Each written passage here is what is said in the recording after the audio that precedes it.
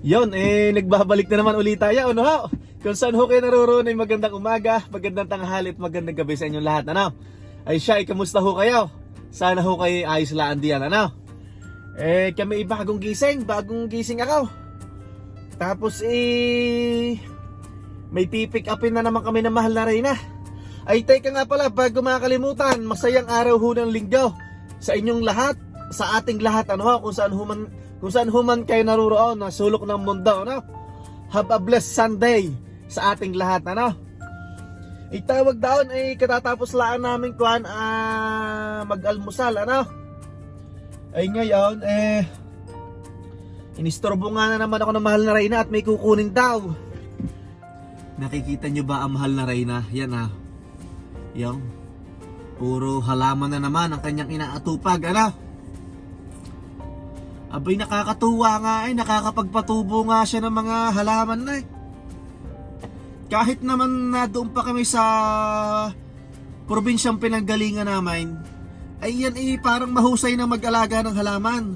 At yun yung mga iniwan namin na mga halaman niya doon, ay yung iba ipinamigay, yung iba ay ibinenta at para mapagkakitaan. Tatawagin muna natin. At yan gigising-gisingin ako tapos ang bagal kumilas. Tara na! Ha? Nilamig ang talong? Ano nangyari? Nako, nilamig daw ang talong. Pupuntahan muna natin, saglit lang ho. Aha. Yan, pupunta muna tayo doon at nilamig daw ang talong. Kalaki ng problema nito Anong nangyari?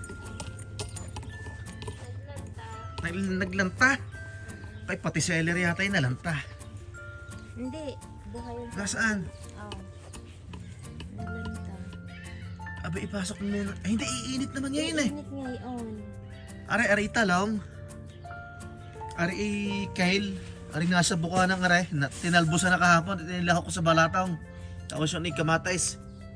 Sumibol na Ano yan? Sweet pea. Sweet pea? Yung ba yung nabalag? Yung may bagin? Oo. Yung bagay ka muna. Hindi ka pa nag-ahay Nilamig, naglanta. Pero mainit naman ngayon. Mamaya hapon ipapasok natin. Ha? Okay. Akala ko kung ano na kung bakit mo ko tinawag Ariho ko na celery panlahok din yan sa pansit pag lumago. Nabubuhay nga rin Spinach yan. Spinach. Ito ay Lettuce. Saan ang mga sile? Sa itatanim ang sile din Yan Tara na. Palis na ho tayo kuan ngayon asawa ko, mainit positive 16. So ayos lang na hindi natin ipinasok yung talong ngayon. Kasi iinit naman mamaya Iinit naman. Nakakaawa naman ang talong mo. Iinit. Positive 16. Di nilamig yan kagabi lanto tayong dahon Pero ang sabi ni Kuya Henry, yung nakamit natin sa sa may compost sa soil, yung pagguha, ang sabi niya sa akin, dito daw sa Edmonton naglalabas daw sila ng halaman pagkatapos daw ng May noong holiday ng May. Sabi sa akin, Ano sabi sa iya? lagay lang daw sa greenhouse. Ilagay lang sa greenhouse. Okay. Kasi sa greenhouse kasi plastic, diba? So mainit sa loob, diba? Yan napakaganda ho ng weather ngayon. Anong weather asawa ko? Ang sabi ko kanina positive 15 positive 16 ngayon. Hindi yung mamayang tanghali, pero ngayong umaga pala, sorry. Anong weather ngayong umaga, asawa ko? Ngayon? Check mo nga please. 7 degrees. 7. Pero aabot tayo ng 17 mamaya, 16. 16. 16, okay. So ngayon, okay na yung weather. Sa labas, masarap na yun. Masarap na maglakad. Masarap na ngayon maglakad-lakad. Yan. Wala namang hangin.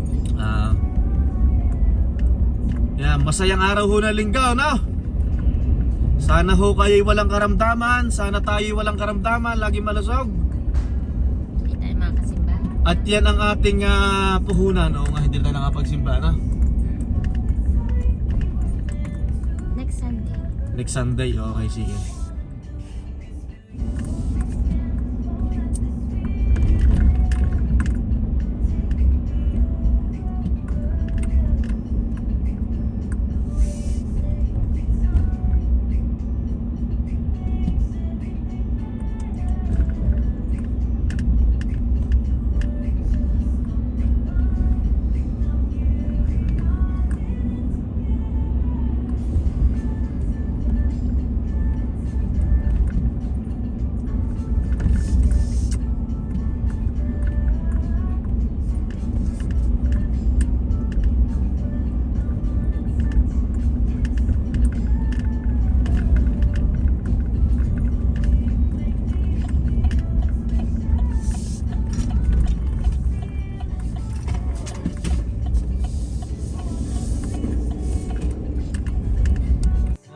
Pauwi na ho kami ng bahay, ano?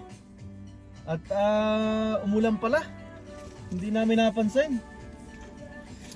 Ay tawag daw na tayo may paghuhuntahan ho ngayon. At aba ay malaki ding problema ito. At nakakalungkot, ano ho? Dahil ho ang ating mahal na Reyna ay nawalan ho ng trabaho, ano? Ay parang masaya ka pa at wala kang trabaho. Mag-iiyak ako. Ganyan ho talagang ito, opinion ko lang ho. Pag ho tayo Nakatawa. ito'y opinion ko lang ha. Pag may mga ganyang problema, gumawa na lang po tayo ng action plan, yan. Huwag na tayong magmukmok, ano. Kung tutuusin, ang malakilaan naman problema na nangyayari sa buhay natin, sa buhay ng bawat tao sa mundo, pag siyempre, pag namatayan, di ba? Pag nagkaroon ng sakit, yan kasi mga matitinding problema, no? Yung ngayon, naranasan ho ng mahal na Reyna, nawalan siya ng trabaho. Na-lay off, ano ba ang tamang word? Lay off or laid off? Laid off. Laid off. Okay, yan. So, alam ko na, yan. Tawag daw, nasawa ko. Bakit ka na-laid off? Anong sabi sa'yo ng executive chef mo? Kasi nag-work ako sa university, 'di ba? Sa dormitory. So, dahil bakasyon, uuwi yung mga estudyante, babalik na ulit sila ng September. So, meron kaming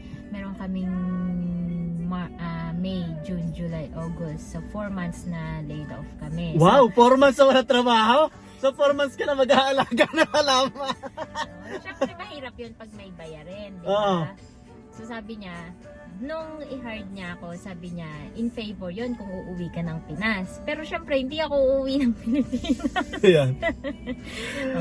Pero okay lang yan. At least pauwi Syempre na. may mga bayarin tayo. Okay lang yan. Kasi malapit na umuwi si Mama Munet. Tapos at least makakapamasyal pa kayo kung sakaling gusto niyo mamasyal. Makakapagbanding kayo mag-ina. Hindi kami makakapamasyal. Kumbaga, aayos ko lang yung gamit. Yung gamit niya. Pero plano mo din naman mag-live eh. Kaso sobrang live lang ibinigay sa iyo, 4 months. Maghanap tayo ng, kailangan natin maghanap ng trabaho. Yan. Kasi So, buti ba kung laid off ako, yung bayarin ko, laid off din. yeah, tama naman ah. So, Hindi na laid off yung bayarin. tama yung sabi ng mahal na Reyna, ano, nawalan siya ng trabaho, buti sana kung mawawala din yung bayarin namin dito, ano. Pero, yun lang tayo, think positive, ano. At kailangan ho natin gumawa ng action plan, ano. Pero honestly, parang may hinihintay ka na eh, ano. Hindi, wala Shout pa out, ate! Wala akong hinihintay. Siyempre, mahal, dadaan din tayo sa proseso, di ba? Hindi, binibiro ko lang si ate. Hey ate, ma'am. Shout out sa'yo. Dadaan tayo sa proseso, di ba? Hindi naman, hindi. Mag-i-interview pa rin, di ba? Hindi ka naman umaasa na totally hard ka talaga sa in-applyan mo. Oo, syempre, So, mahirap nang masaktan katulad nung nangyari dati na nag-apply ako sa Realtors, 'di ba? Naka ano na ako, first interview, second interview, tapos third interview, okay na. Yung fourth, doon ako nasaktan, hindi na ako tinawagan. Ay, okay lang yan. Yun nga po. So, syempre, aminado ako na malaking problema to kasi syempre, dalawa kaming magkatuwang sa pagtatrabaho.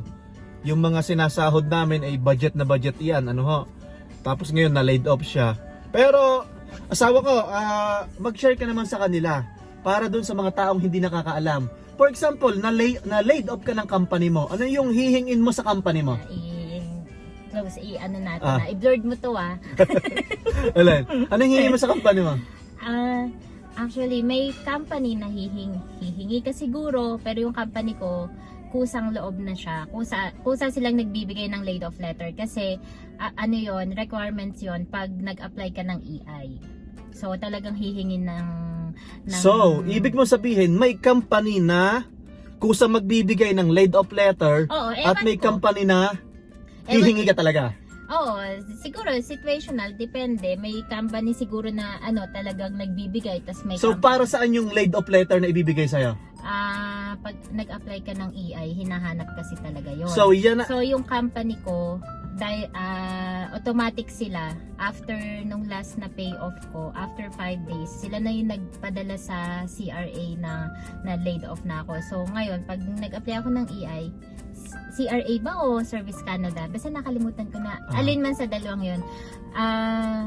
Bali nung di mag-a-apply ako ng EI. Tapos may question doon na kung meron akong laid off letter or wala. So ngayon, syempre, sasagot ko, meron. Okay. Diba? So automatic doon, makikita na nila yon kasi sinabit na ng company ko. So yung laid off letter na yan ay kailangan yan para mag-apply ka ng EI. Yeah. Para may matanggap ka pa rin na sahod. Ano yung sahod na yan? Bi-weekly or monthly? Bi-weekly. So every 2 weeks. So kaparehas lang din ng paycheck, kaparehas lang din ng araw ng normal na pagtatrabaho mo. Kaso ang big deal diyan hindi yung talagang sinasahod mo, no? Oo, kalahati siya ng sinasahod. Okay. So, yun ho, malinaw ho sa lahat, kahit paano may pang-grocery. Yeah, may pambili ng halaman. Yun tipid na tipid, syempre. Buti na nga lang, ako hindi ako nagpapalit ng iPhone 11 pa rin, di ba? So, walang bayarin, di ba? Hindi, binabayaran natin sa truck eh. Yung sasakyan, given yan. Given yan. Tsaka bahay. Given yan. Yung bahay, yung necessity kasi natin. Okay, sige. Tapos, ano ba bang tanong ko? Wala na, at least, so, sinabihan ka na executive chef mo na laid off ka ng 4 months, pero pwede ka naman bumalik, talagang tatawagan nila kami by September. Pero syempre, nakatext ko ang executive chef mo eh. Sabi, gusto mo daw na ma-laid off eh. Grabe, wala naman. Tinanong niya ako, sabi niya kasi sa akin nung last day na pumasok ako. Sabi niya, are you okay? Is it okay ba na just in case hindi busy on Monday, hindi ka na namin papapasukin? So, ang sagot ko sa kanya, chef, sabi ko, syempre wala naman akong magagawa, di ba? Anong gagawin ko? Magwawala ako na kailangan papasukin niyo ako, di ba? Syempre wala akong magagawa. Decision nila yun di ba? Yung pong executive chef niya, dati ko po din siyang executive chef. Nakinuha po nila akong part-timer sa gabi dati. Kaso umalis na po ako dun eh. Mabait Kasi mabait po talaga, as in mabait. Talagang wala akong masabi sa chef nito. Kasi sabi niya sa akin, balik ka ng September Sabi ko, I don't know. Sabi ko, syempre 4 months yun, di ba? Mahirap naman na walang trabaho ng 4 na buwan. Diba? Kasi nga, ito, marami nagtataka sa'yo kasi ikaw lang yung staff na merong day off ng Sabado-Linggo, di ba? Yeah. So siya lang po yung, ewan ko lang So, hindi, hindi sa ako lang. Kumbaga, kasi nung hinard niya ako, syempre, tiningnan yung resume, di ba? Kumbaga, aramark to aramark lang din, di ba? Hindi na siya maraming tanong pa. Tinanong niya ako magkano expected salary ko at saka yung gusto kong day off. Na which is which is sa iba, sinabi niya sa akin na sa sahod, sabi niya, wag kang magsasalita kahit kanino sa mga katrabaho mo. Ay, kung paano napapanood ng mga ka-work mo. Ako lang naman Filipino doon sa work ko. Sabi niya sa akin, kapag nalaman ng mga katrabaho mo kung magkano ang sahod mo, it's the end. Sabi niya ganon. So, ipapantay niya yung sahod ko sa iba. Okay. So, medyo mataas na kaunti sa iba. Oo. So, ngayon, kaya syempre, kung magle-laid off, mauuna ako kasi syempre makakatipid sila sa akin di ba? Okay. So, okay. So, hindi ko po pinagyayabang yun kasi syempre, yun yung totoo. Mag-move on na tayo. Yun lang po, na-share lang po ni Mahal na Reyna. yung ganitong sitwasyon, ano? Na male-laid off po siya pero may matatanggap pa rin siya na kalahati daw ng sahod Hindi niya. ako mali-laid off. Laid off na po ako. Laid off na, yan. Laid off na Okay. po. Okay, yan. Okay. Pero may mga inaasahan naman siya na And at least, apply na kung sakali sana swertehin, ano? Sana ipagkaloob, no? Oh, hindi. Tsaka okay na rin kasi na naayos ko yung box ni mama, di ba? Naayos ko yung gamit ng nanay ko, pauwi na kasi siya, di ba? So, Kasi sabi so ni- pabor pala yung laid off kasi marami kang gagawin. Hindi naman, kasi syempre kahit paano nagkaroon ako ng konting time, di ba? Kung Ah. magkaroon man ako ng next ng panibagong trabaho, at least naiayos ko na partially yung mga Wow, gamit panibagong ng trabaho, ah. nanay ko, di ba? Just in case magkaroon ako ng ibang trabaho, Ah. di ba? Kasi pwede naman akong mag-apply ng mga Tim Hortons, McDonald's, di ba? Di Ah, naman yan. tayo Meron naman po mapili nag-o-offer sa Hindi kanya. naman tayo mapili sa trabaho. Meron naman po nag-o-offer sa kanya ng mga kaibigan na just in case na parang hindi naman full time, mga part time lang naman, ano. Ito naman kasing asawa ko, hindi ho yan mapili sa trabaho, ano. Kasama ko nga yan sa mga pag-cleaning pag minsan ano, ganun talaga pag nagiging pamilyado na tayo, yung mga ego natin sa katawan ay inaalis na ho natin, ano. Nung bago nga tayo sa Newfoundland Labrador, di ba, part-time tayo ng cleaning. Yung first time mo, di ba? Yung nagulat ka, naglilinis ka ng CR. Syempre, bago ako sa Canada noon, syempre, may karapatan ako na sabihin yung opinion ko na ganun pala talaga, hindi pala talaga madali ang buhay dito sa Canada. Sinabi ko rin yun sa nanay ko, di ba? Syempre, kahit papano, graduate tayo sa Pilipinas, di ba? Kahit yung kaibigan ko nga na isa, di ba, nung nakita ni mama, kasi mga kasamahan ko dati sa Philippine Airlines, sabi ni mama. Wow, Philippine Airlines. Shout out naman. Po kami dyan. Yung mga kaibigan ko nandito sa Edmonton. Ayan. Yung pinsan mo na doktor, gusto magpunta ng grabe Canada. Oo. Kaya lang sabi ko sa kanila, pagdating dito, back to zero tayo.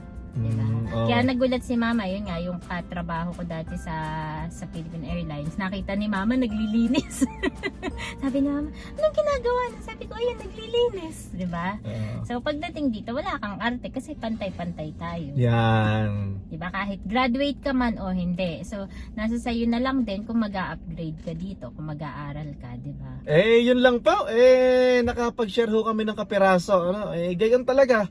Kaysa magmukmuk ang mahal na Reyna, ay tumawa na lang tayo. Think positive, ano? Gumawa ho tayo ng mga action plan, ano? Tsaka Yan. magtanim. Yan. Magtanim, yan.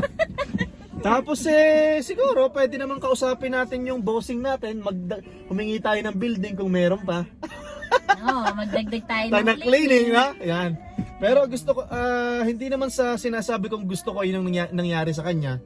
Hindi natin Gusto ko rin makapahinga ka. Kasi maging positive lang tayo, di ba? Yun nga, sabi mo hindi, kaysa sabi mo kasi maglilib ka rin kasi ang mama mo nga nung dati, malapit na umalis. Oo, dati. Hindi kahit pa paano, mga 3 days, di ba? Kasi yahat So 4 months yung binigay sa'yo ni Chef. Ay siya, tayo uuwi na at napapasarap ang ating huntahan na ito ho ngayon ang itsura ng Edmonton, Alberta, ano ho, at parang sa tingin ko ay unti-unti nang umaayos ang weather, ano? Yan.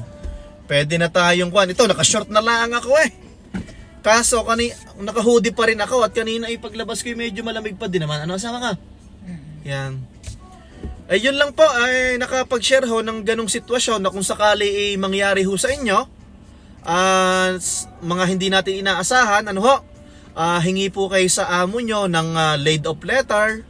O kaya for sure naman, ibibigay sa inyo ang laid off letter, ano. Walang ho, na opinion ko lang ho, just in case na doon sa mga bago na parating dito sa Canada, ano ho, na may mga sitwasyon na ganun ho ang mangyayari, para ho aware din kayo, ano. Kaya sa mga kamag-anak natin sa Pilipinas, Anong kamag-anak sa Pilipinas? mga kaibigan, hindi po madali ang buhay sa abroad. Yan. Parang Pilipinas. Yan, yun lang po at ganyan talaga ang buhay. At least may trabaho ka. Yeah, Kahit at least may trabaho ako, May no. pambayad tayo ng bahay. May pambayad ng bahay, no. Yan. May part-time. May part-time. Aso malakas kang bumili ng halaman Hindi na nga Ipopropagate ko na nga yung mga yun. Well, syempre, pwede ko rin yung pagkakitaan. Next year, malalago na yung mga yan. Okay, Yung mga okay. indoor plants ko. Dapat happy lang dapat happy lang lagi tayo, good vibes ano? Although malaking ang problema rin, kaso mag-move on na tayo at Gagawa ka na lang ng paraan. Action plan, ano? Yes, action plan. Kasi kung mag-iinit ang ulo mo, pag nag-init ba ang ulo mo, after ng mga isang oras na mainit ulo mo, magkakaroon ka ng pera. Diba? Pero sana yung mga inaasahan mo na mga application magkaroon ng linaw, no? Sana ipagkaloob, ano?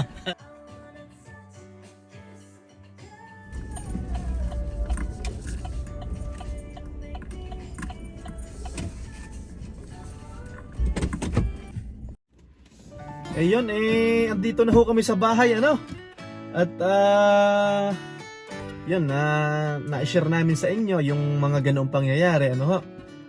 Kaso ang iniisip ng mahal na Reyna ay ganito, dahil may mga offer sa kanya ang kanyang mga kaibigan na habang naghihintay daw sa mga apply niya o ibang application, pumasok muna daw siya sa mga fast food, ano? Kagaya ng Tim Hortons, kasi may kakilala siya sa Tim Hortons, may kakilala din siya sa McDonald's. Kaso ang sabi ng mahal na Reyna, pag pumasok siya is mawawala daw yung yung sa AI niya. Kasi syempre, pag naka-AI ho, may matatanggap po siyang pera bi-weekly. Ang plano niya, siguro kung wala pang natawag sa kanya, after a month, saka na lang siya mag-apply sa mga ganong fast food para mabilis, ano ho? Kasi may magre-recommenda naman sa kanya. Hindi naman talaga mapili yan sa trabaho. Tawag doon, yun lang ho. At hindi ho matatapos ang araw na ito na hindi ho ako nagpapaalam sa inyo, ano ho? Kung nasaan mang sulok ho kayo ng mundo, ay magandang umaga, magandang tanghali at magandang gabi sa inyong lahat. Maligayang araw ho ng linggo at maraming salamat po. God bless everyone.